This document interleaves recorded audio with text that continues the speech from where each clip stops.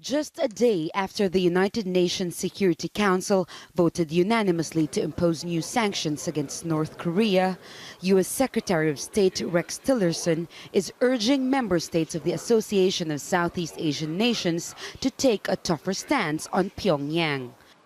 The foreign ministers meeting in Manila have issued a joint statement expressing concerns over what's happening in the Korean peninsula, calling on North Korea to immediately stop its ballistic missile launches and nuclear tests.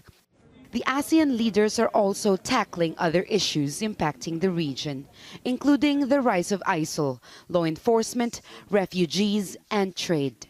I, too, am pleased to be here and welcome all of you for this U.S.-ASEAN ministerial, and this represents the third opportunity already in the last 6 months that I have had to engage with ASEAN, first with your ambassadors and then with all of you in Washington. So 3 engagements in 6 months, I think, is indicative of the importance that the United States pays and places upon this relationship with ASEAN.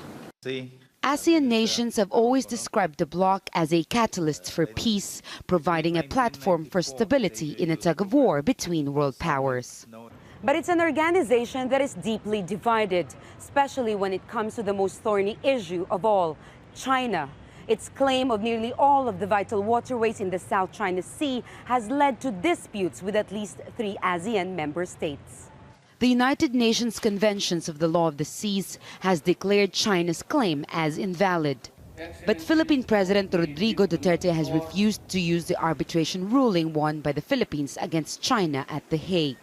A framework on a code of conduct between China and ASEAN is expected to lay the ground rules that will guide navigation and exploration in disputed waters. These countries have adopted the framework this week, but it's not legally binding. President Duterte has maintained what he calls a soft approach to China, favoring talks to settle disputes in the South China Sea. So now, Vietnam finds itself the lone strong voice among ASEAN countries against China. I think there has been a deliberate decision by the Duterte administration to ensure that the chairmanship of the Philippines this year will not lead to any critical statement as far as China's activities in the South China Sea are concerned. China has also been building closer relations with other ASEAN member states like Thailand and Cambodia, and its influence has been growing over the last few decades. And just like the previous summits, many see this one in Manila as another failed opportunity for ASEAN to assert itself. Jamala Alindogan, Al Jazeera, Manila.